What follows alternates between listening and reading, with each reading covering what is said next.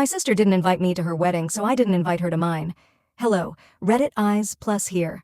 Growing up, my sister and I were never the best of friends. We weren't exactly enemies, but our relationship always felt more like a truce than a bond.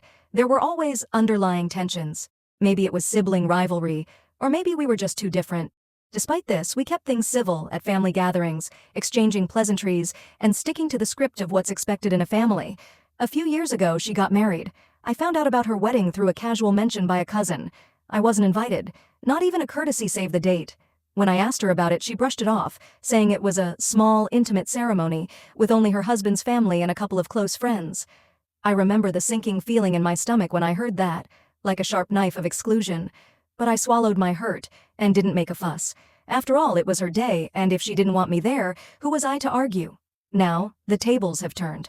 I'm the one planning a wedding, and my fiancé and I decided to have a slightly bigger affair with close family and friends. As we were going through the guest list, I kept coming back to her name. The thought of inviting her felt wrong, like a betrayal of the hurt I had felt. If she didn't think I was important enough to be at her wedding, why should she be at mine? So I crossed her name off the list. When my parents found out, they were livid.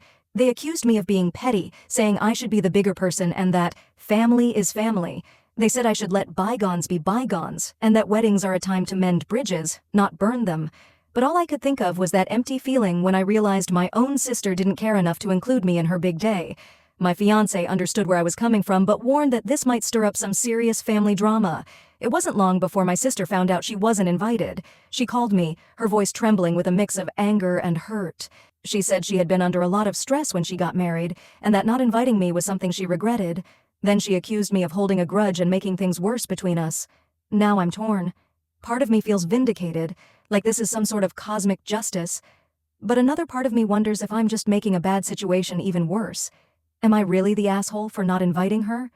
Or is it fair to stand my ground after what she did to me?